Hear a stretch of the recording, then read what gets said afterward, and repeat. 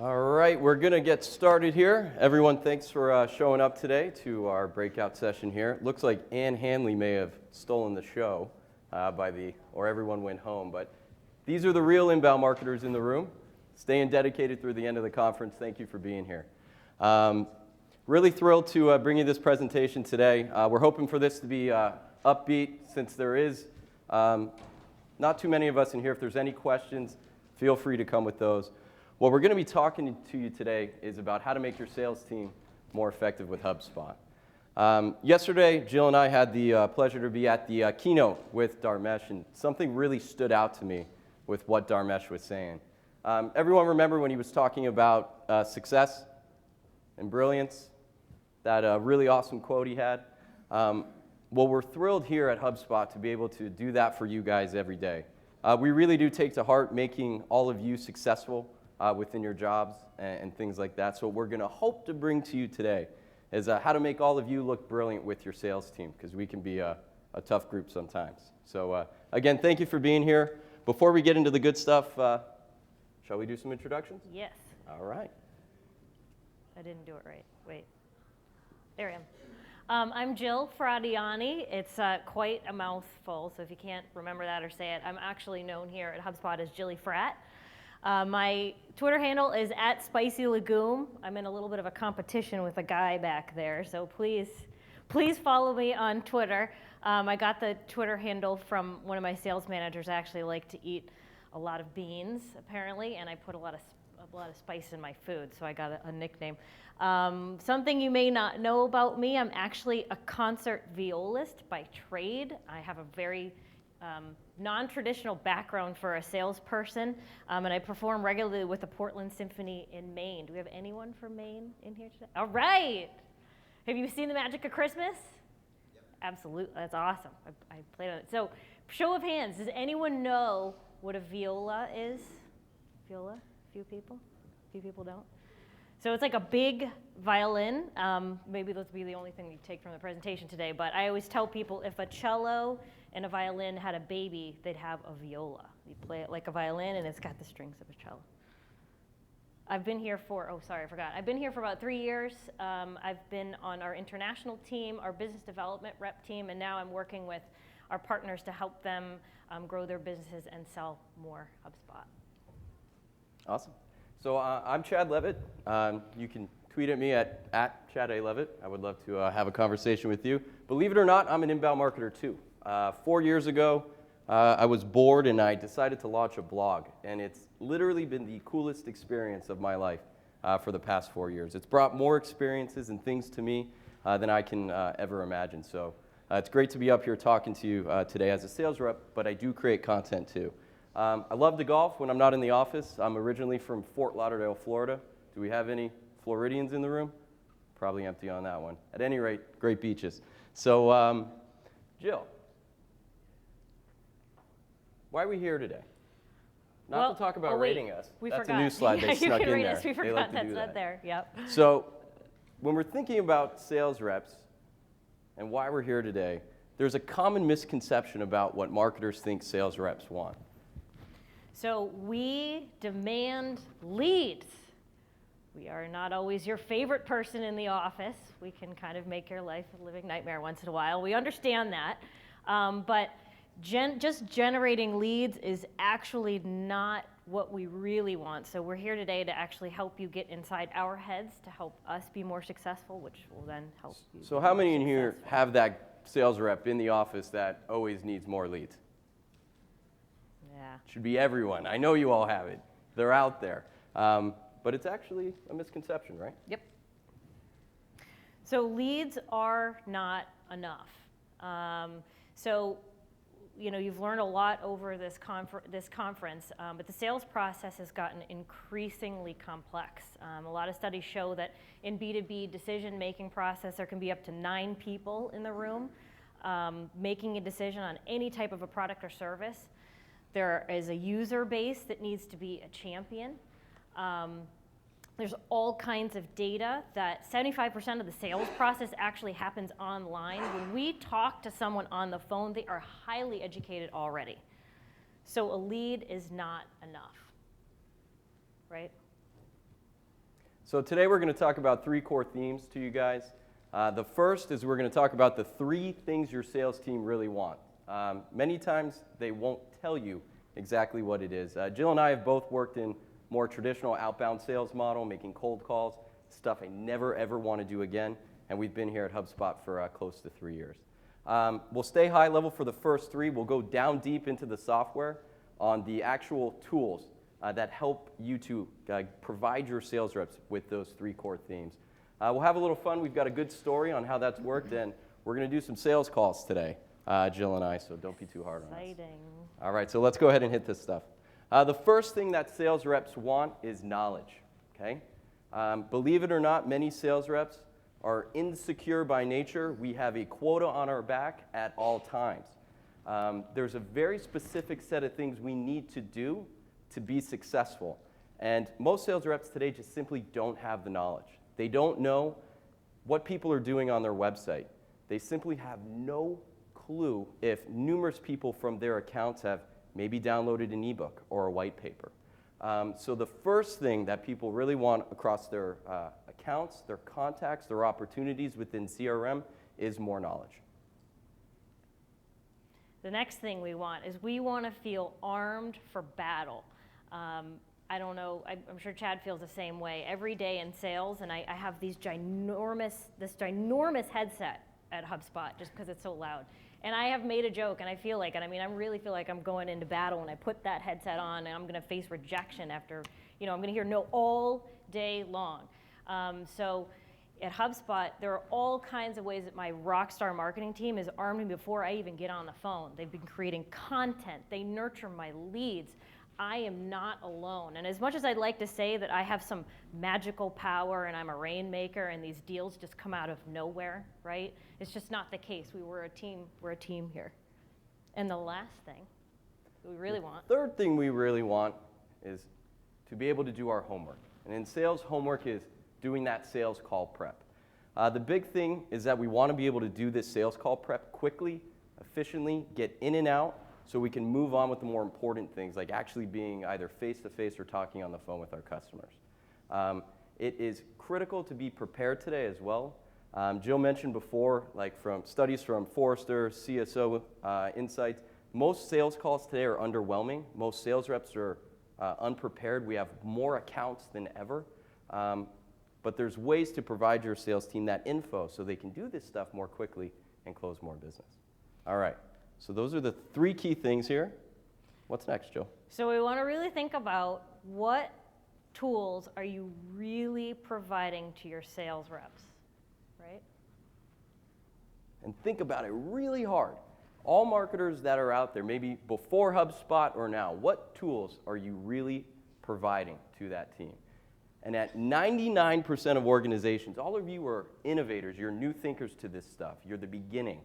99% of organizations that we speak to provide this. An email lead. Everyone, I got a lead. It's in my email inbox. We got a couple HubSpot sales reps in the back. How about that email lead? Yeah, right? Awesome. This is a giant thumbs down. This is the worst thing ever. It's terrible. First Right. thing that jumps out to me here is, this isn't my inbox, but it might as well be. How many emails do I have in my inbox? 351 things I need to do. I'll probably miss this lead. But Joe, what can you tell me about this lead here? Anything stand out? I've got a name. I could maybe have a company. Chad, do you know where this guy is from? Got a country code. Right. I got a Figure country. out a country. It's a big place though, right? Okay. Right. Anything else? Do I know if anyone else from his company has been visiting my website? No idea. Has any other sales rep contacted this guy? I have no idea. Do I know what he's interested in? Do I know when he did this? I know nothing. Do I even know if this is a real email? It might not be. It could be a bad lead too. It could, you're right. The sad thing about this lead is it actually could be really good. Could be a really quality lead, but we simply just don't have enough information in order to determine that. And realistically, Chad, as a sales rep, if you got this lead today, Yeah. what are your chances of you calling this guy? 0%. And it's 0% for the next week. If I had a business development rep, I'd probably toss it over them to do that initial calling to try and find out if this is somebody even worth having a conversation with. So this is not innovative. We've moved beyond this stuff, and we're going to get to what that looks like here. So did a little bit of high level about what we're talking about. We were talking about knowledge. We're talking about getting armed for battle, and we're talking about being able to do our homework. So now we're going to dive in really deep into what we actually mean. So knowledge with HubSpot, this is what it means. We actually use this stuff like a lot of your sales reps may use. We've added a lot of new stuff lately, but knowledge at HubSpot for a sales rep is site visits. I know everything anybody ever does on my website. I'm always amazed what people do at 2, 3, 4, and 5 in the morning. The page is viewed. I know if they think one of my executives is cute because they're always looking at Mark Roberge's profile page up on HubSpot. I know their visit history, how many people from their company are actually visiting on my site. That's a really cool piece of information for me because if numerous people are converting from the same account, about 50% of the time there's some type of strategic initiative going on there, even if they haven't quite told me yet. I know all of the emails my marketing team has sent. I know if you've clicked versus opened and how long you've been on that particular email. Revisit alerts. This is awesome. When somebody comes to the HubSpot website, I'm notified in real time on my mobile device because I may be moving around in a meeting. I know to follow up immediately. And as well with HubSpot, we have the ability, our marketing team, we generate about 50,000 unique form submissions a month. We could never follow up with all of those in real time. So our marketing team provides the cream of the crop, so to speak, to the sales team so we can follow up with that stuff. Right, so let's take a look at what this actually looks like today. So not sure if everyone can see this here. This is that new timeline feature within HubSpot.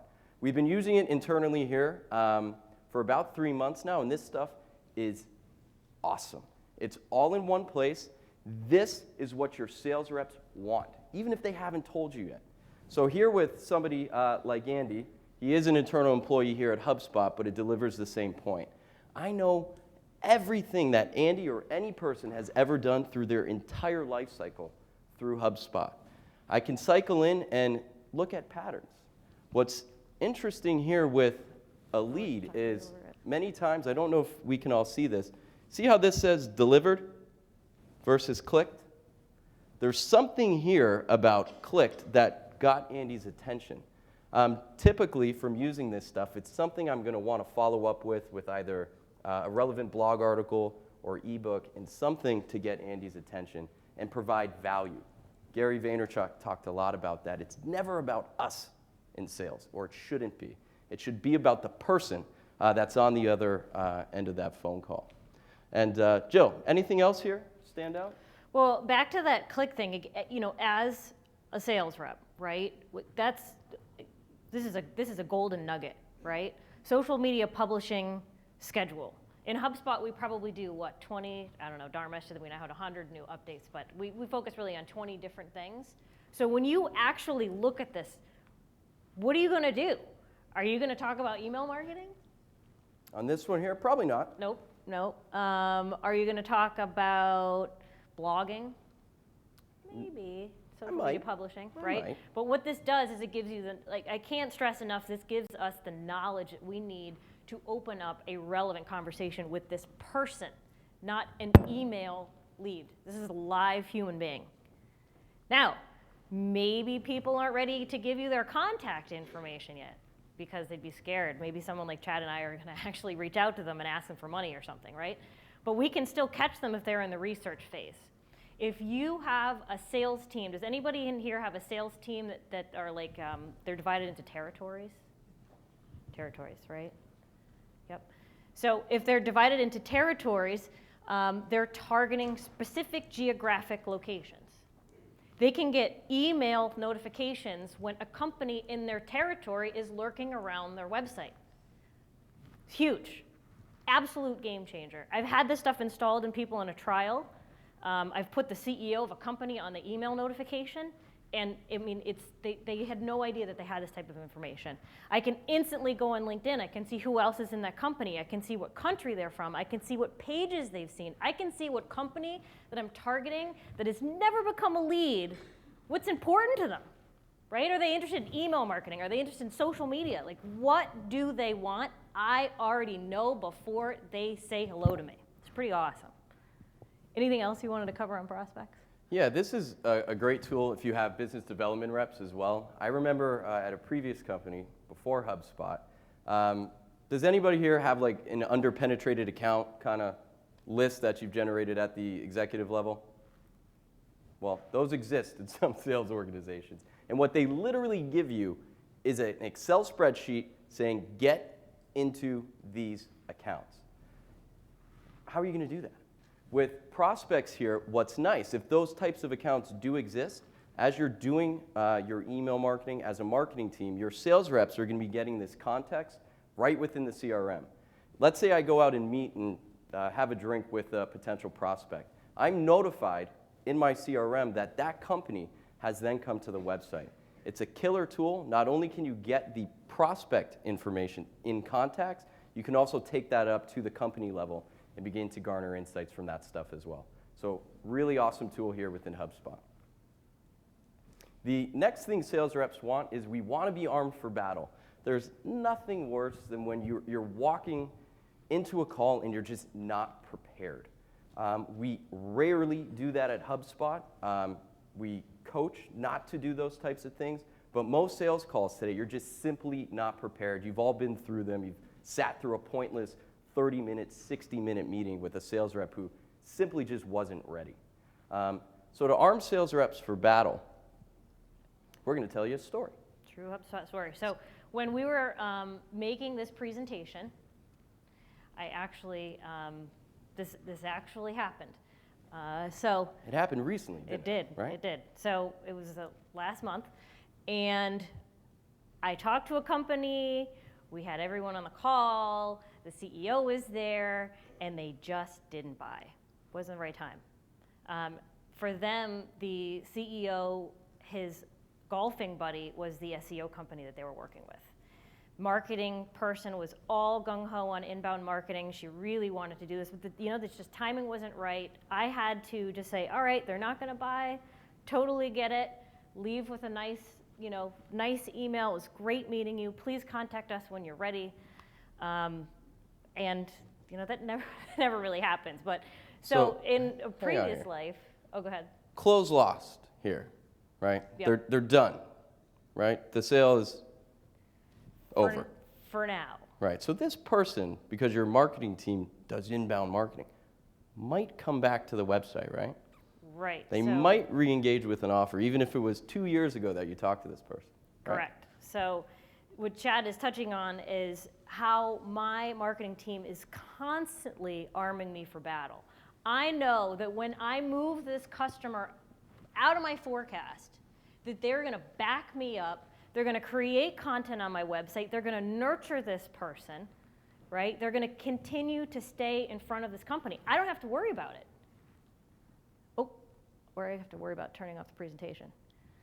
And then, when they're nurturing, and when we were making this presentation at 1 o'clock in the morning, I got one of these on my mobile phone. They had come back. I saw that they were re-engaged in HubSpot. And I had thought about them earlier in the month, and I was like, I wonder whatever happened to those guys. I don't know. And then I moved on to 50 other things, right? So the next thing I did, the very next morning, 8:30 in the morning, I click on View in Salesforce on this lead. I go right into my Salesforce, right into my CRM. This way, right? Whoa. We got a live one, right?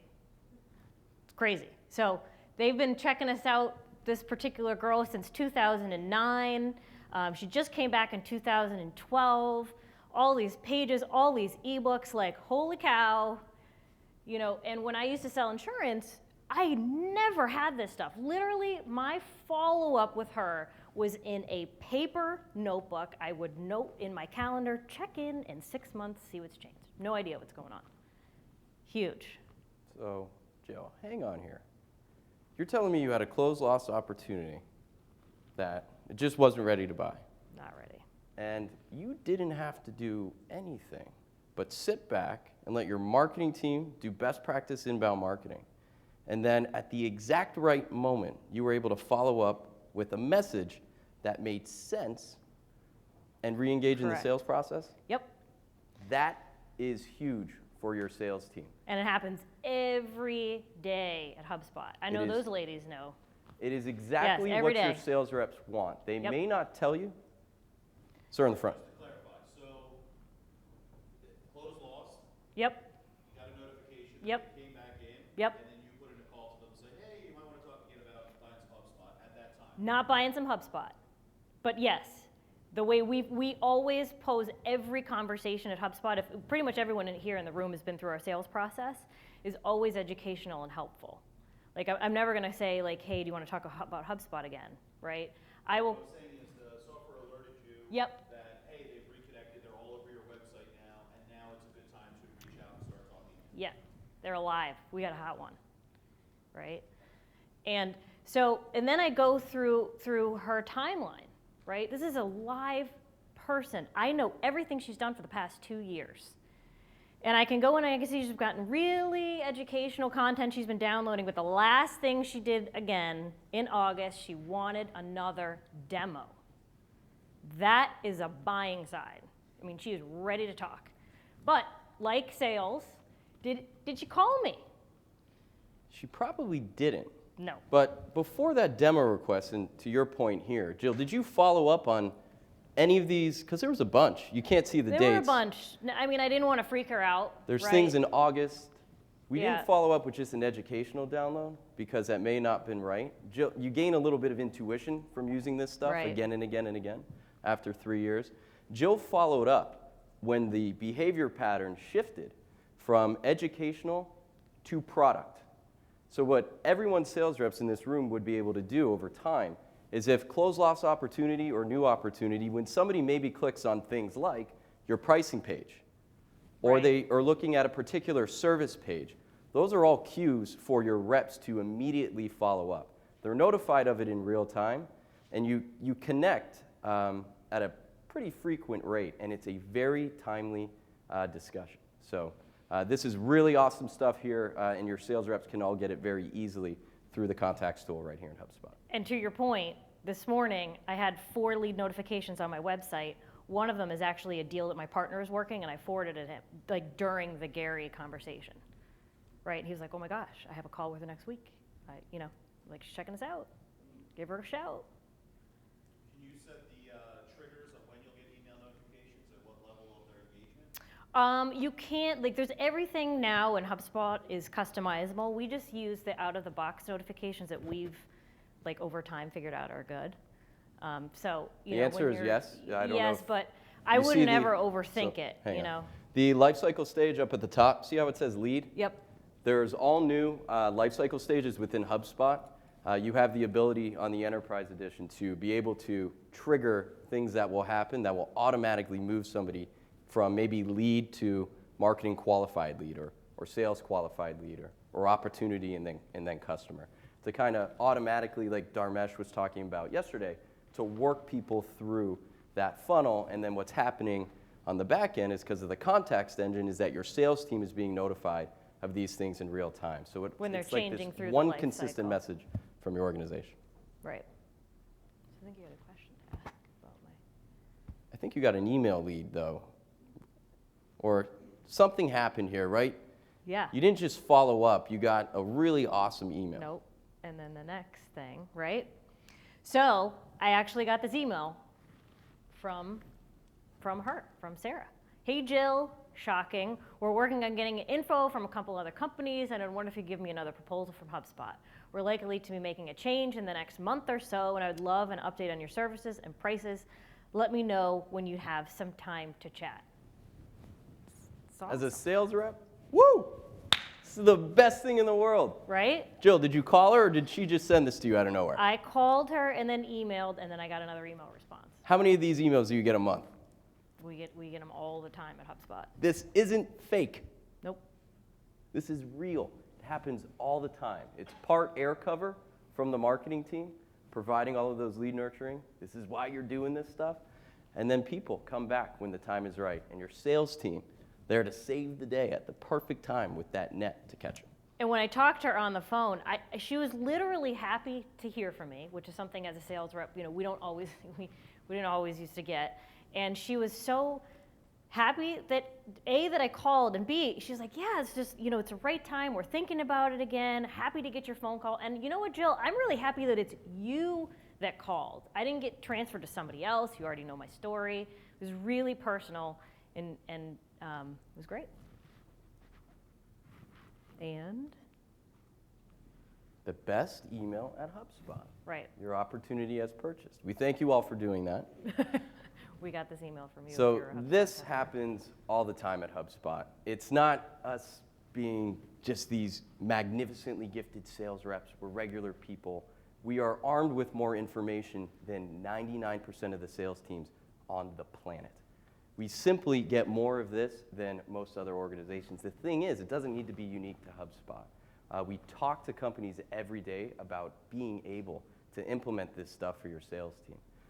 Previously, at another job, it was so hard to manage all of your different accounts and opportunities without this type of support. I used to make the content on my own and send it out and do my own drip marketing and things like that. But with HubSpot, it all comes just baked right into the solution, and it's awesome. So the next thing we're going to talk about that's arming us for battle so we can win our deals. We're going to talk about homework, right? Yeah. That's me in the 3rd grade. It's not. But following Dharmesh, cute kids work in presentations. So homework to a sales rep is doing sales call prep. Right. Okay? There's a very specific set of things you need to do to be prepared. It takes time. Typically without HubSpot, it can take a little bit longer. What I'll walk through here, Jill and I do this call every single day, is how we prep for a first call to a HubSpot prospect who has downloaded something off their website. So that's the first key thing. This is a real example here. You'll notice here on the timeline up at the top that first scene goes back to January of this year. So Jeff here came to the website. He downloaded an educational content offer. His history was also diving around some interesting pages on the site where it intrigued me to be like, this is somebody who may be more interested than just this ebook. So I immediately go through contacts. I try and see a pattern. For example, here, when I did follow up, again, Jeff was I'm just educating myself, the typical thing, which we get all the time, and that's fine. Where it changed was this science of webinars. Free webinar here at the bottom. I'm not sure how clear that is. What I wondered to myself was, why would Jeff be interested in a webinar on how to improve webinars? So I went over to Jeff's site, which we all do here at HubSpot, and sure enough, I went to their news page. They do a ton of webinars. They had an upcoming webinar. They had a blog post about a series of webinars coming up. That's why Jeff wants to do webinars. So the next thing I do is I go look at the website, okay? We have, here at HubSpot, we have a really cool tool called Marketing Grader that will grade across 110 marketing factors, and I can just follow up with some tips. But what we also do here at HubSpot, as I'm sure all of you know, when you're first called up, it's less about what we have to offer, and it's more about you. What I'm looking for is to find some type of gap or way I can help Jeff improve with what he's looking at. Specifically with Jeff, it was a call to action strategy. They were doing a webinar. I looked at all of those blog posts. They didn't have any calls to action for the actual webinar, which might be a helpful thing to do. So the things I do is I go look at the website. I create this really easy Marketing Grader report. If I can't reach Jeff, I'll send this to him. It's a great way. There's tons of calls to action in here for Jeff to click and do something next. That is, and I'll look at his LinkedIn profile, which I can get to right from HubSpot. That's all I do for that first call. That first call prep takes me less than 2 minutes to do. When I was new at HubSpot, it would take me about 10. So this is really, really easy and makes it super easy to engage with those prospects at the right time. And one thing that you said that I'll drill in on, and everything about our HubSpot sales process and what we try to tell our customers, it's not about us anymore. It's about them. It's about what they're interested in. It's about their website. It's not about the software that we have to offer. It's always about them. And because we have done our homework and we can see what they do, And if you right? go back to Do you want me to go back to the previous slide? slide real quick, you'll notice this is all actual behavior on the site. Jeff clicked on an inbound marketing assessment call to action. If you could do one thing to help your sales team, if you could spitball some ways around to offer some type of free assessment of some sort where you can engage and at least just have an educational call to action with your customers. It's a really great lead gen tool, so a little takeaway there. And then what's interesting too, the money page. Jeff hits the product versions and pricing page and then requests a demo. I follow up immediately. And so had he talked to you yet, Chad, or he probably just got some emails and voicemails, right? And then you reached out to him at the demo stage. I did reach Jeff by phone. We do a voicemail email strategy here at HubSpot, but I knew to follow up at the exact right time when he had looked at the pricing page, and it happened to be a timely time for Jeff. At worst, I would have given him some tips, and I would have backed away and thanked him for downloading our content to keep that kind of thank you economy thing, as Gary Vaynerchuk talks about. Keep that type of mindset and feeling going forward here for Jeff. Sorry. All right, so we're going to do a couple sales call here. We're going to keep them real high level. We're going to do 2 types and 2 calls of each. The first one we're going to do, not to be hard on outbound, right? But Jill, hop over to the next slide. We're going to do one the outbound way. Great movie here. Has anybody ever seen Glengarry, Glen Ross? Remember this scene? Coffee's for closers. So here, ADA, that's an old school attention, interest, decision, action. Old school sales, right? You can get anybody to buy doing cold calls. So let's do 2 of these, and then we'll do 2 more the inbound way, and we'll do one that we do every day at HubSpot. Ring, ring. Hey, Jill. Chad Levitt over at Software Company. How you doing? Hi, Chad. Click. Click. If you've ever done cold calls, Whoops. you do that 100 times, 80 to 90 people will click within the first 30 seconds of that call. If you got lucky that they picked up the phone, you most likely called my cell phone. So we're being a little hard on outbound, right? Let's take it a little step further on how this might go, taking that email lead that I got, right? Contact us, and I'm following up with that. Let's do that one. Ring, ring. Keep in mind, I've done this call thousands of times. I'll ring again. Ring, ring. Hey, Jill. Chad Levitt over at Software Company X. How's your morning going? Good. Hi, Chad. How can I help you? Well, Jill, I'm calling from Software Company X that helps you do this thing this much better than that other thing you're already doing today with an ROI of this. I'm actually going to be in your neighborhood next week, and I was wondering if I could stop by and drop off a business card. Yeah, Chad. I don't even remember doing that. What company are you from? Oh, well, wait. You had actually filled out a Contact Us form on our website, and I'm just following up on that. Oh, actually, that probably was my IT department. I actually don't fill out forms on websites. Oh, okay. Well, do you have an initiative for that thing that helps you increase this by X% and provide this ROI? Hold up. Can you just tell me like what I did on your website? Because We're being really nice right now. That phone call is dead. Okay, it's over. She's hung up on me. She's moved on with her day. It's all about me. It's nothing about her. It's just all about I sell this. I'm good. I'm cool. I'm in your neighborhood. You want lunch? That stuff doesn't work like it used to. Believe it or not, it used to work fantastically. So let's do it the inbound way. This is exactly how we do it here at HubSpot. I do know everyone's business is different than HubSpot, but there's ways to make these calls much better. We won't do the HubSpot raving fan because we get that a lot. We actually have to train on how to disengage with people who just love HubSpot so much, and you'd be on the phone for 4 hours. We love it, but we need to get to the people who need help. So let's do the first call, the one that typically goes every day at HubSpot. Sound good? Yep. Ring, ring. Hey, Jill, this is Chad Levitt over at HubSpot. How's your morning going? It's good. Hi, Chad. How are you? I'm doing well, thanks for asking.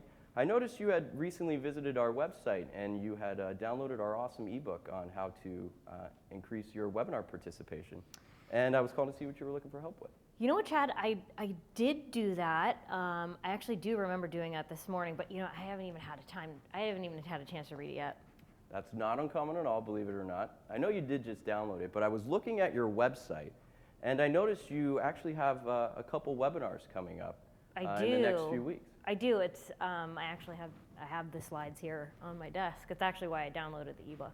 Well, I certainly want to be respectful of your time, but I actually have a couple tips after looking on your website on how you can increase lead gen for that webinar. Okay, sure. I'd love to hear them. Provide the tips. So that is exactly how a sales call will go at HubSpot. We do it every single day. That is not fake, that is real. We simply follow up on an ebook or a webinar download typically, or some type of marketing campaign, and our sales team is coached on how to engage with that. That one was a little more neutral, like somebody who's favorable to it. All the time we get people, not everyone's nice. Maybe they're having a bad day or something like that. The tips are fantastic. It changes people. It's a tip. It's about them. And then many times they'll re-engage with us and take the next step. At minimum, what we do, the inbound way, is we can send over that website grader report or the marketing grader report. Or I would send, if Jill was super swamped, which most marketing folks are today, as you can attest to, I'll simply send maybe 3 links, 2 blog posts and an ebook that she may find helpful. And that's how we do it here at HubSpot. All right, so to sum it up, yes, your salespeople really want leads. Totally get that. But what we really, really want, need, and we have here at HubSpot, we want to be knowledgeable, we want to be armed for battle, and we want to be able to do our homework. When you leave here today, if you talk about that to a CEO or your VP of sales versus I'm just generating leads off of a webinar, conversation is going to go very, very different. All right, so it's the last day, last session of the conference. Thank you all for being here. We've been drinking a ton of the HubSpot orange Kool-Aid, right? So what do you do when you get back to your office in the real world, okay? If you're going to talk about sales and marketing alignment, we'd recommend doing the following 3 things. The first is meet with your VP of sales if you can, okay? Get a time on the calendar, preferably over an hour long. This is a brainstorm session. You can bring things like contacts. I talk to VP of sales all the time. They love knowing what people are doing on it. If you could pick 2 tools in HubSpot to kind of gain that aha moment, choose timeline and contacts and prospects. They love that stuff.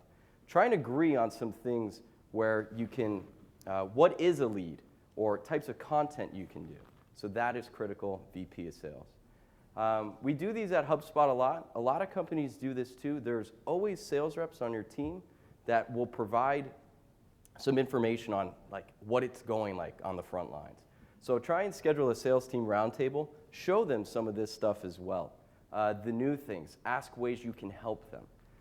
And then as well, we are happy to get on any phone call with any HubSpot customer and talk about strategy.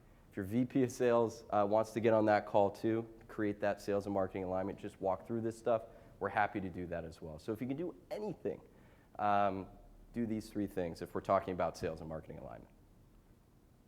Thank you. So we have, I think, 5 minutes left for Q&A if there's anything that you guys have.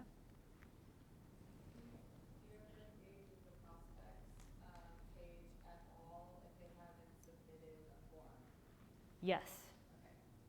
So if you have an outbound team, or again, like if you are targeting an account, one of the things you're going to do, if you're an enterprise sales rep, you're used to not getting leads.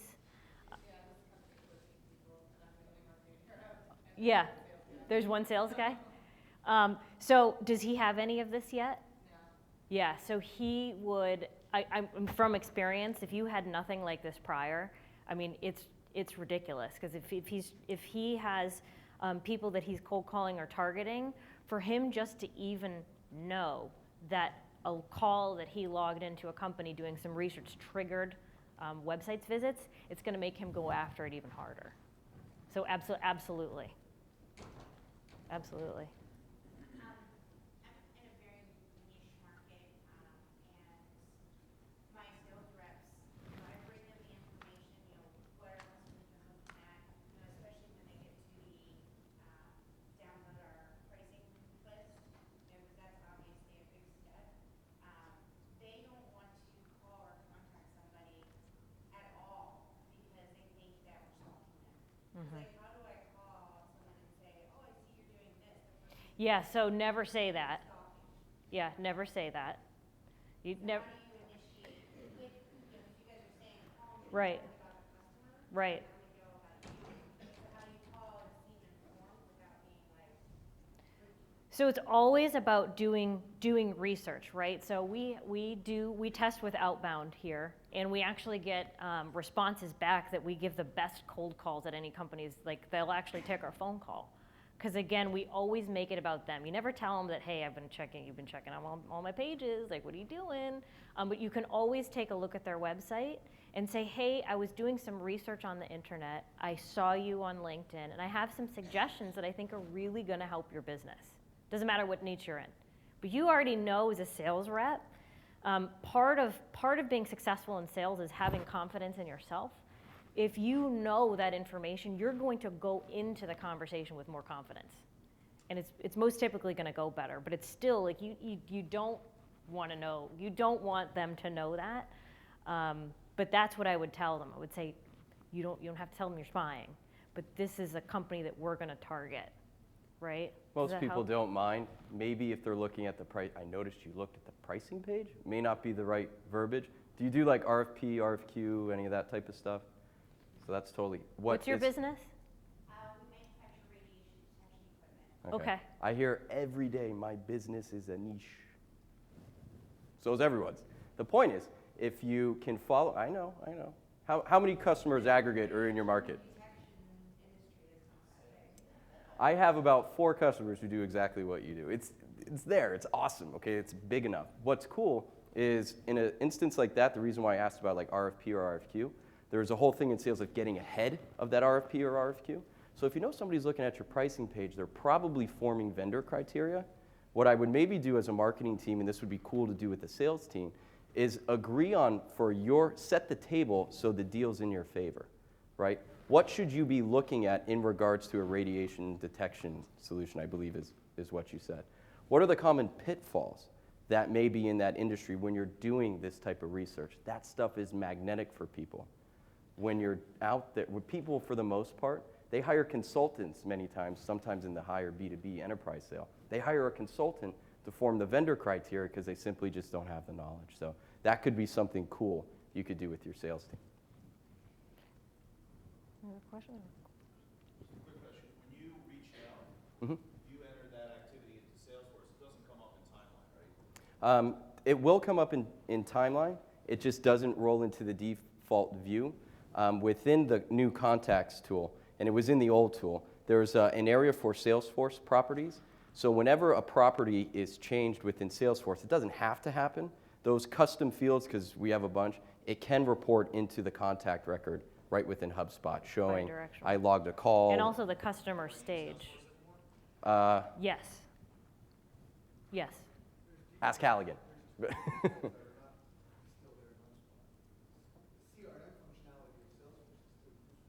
Absolutely. Incredibly. Like, I mean, we pay hundreds of thousands of dollars a month for Salesforce every month. Salesforce loves us. Salesforce is like your Salesforce. It's like your sales database. It's where we do all of our data. So yeah, we use a combination of HubSpot and Salesforce. There was, I'll go right here. No, it's totally okay. It's totally okay.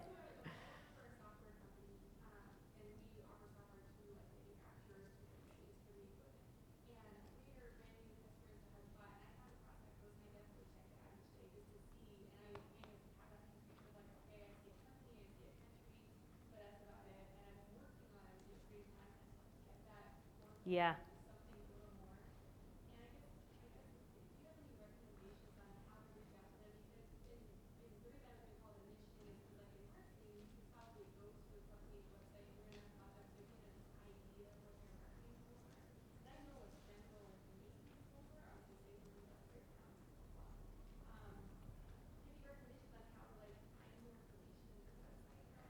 Find more information on their website and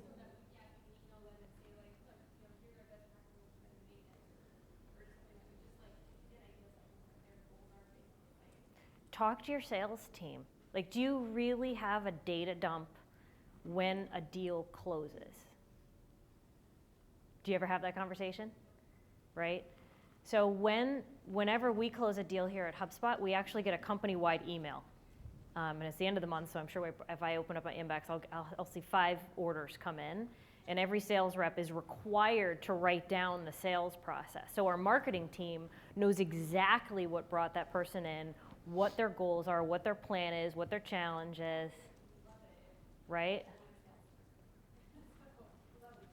Or just ask them for coffee. You know what, if they're not giving it to you, just say, hey, I need 5 minutes of your time. Congrats on the deal. Starbucks on me. Can you just tell me like why they bought? What was it? And And all of then- those things are yeah. blog posts to get more of those people. Your sales reps Ebooks. are actually some of the best people to talk to for like what's going on out there. What are you hearing that people want, don't like, what works, what doesn't.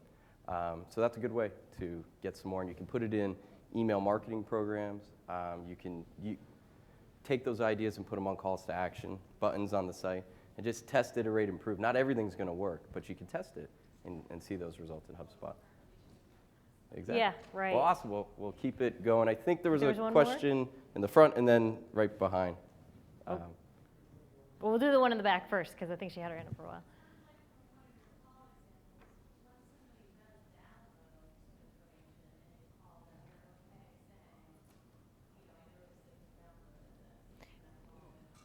Right.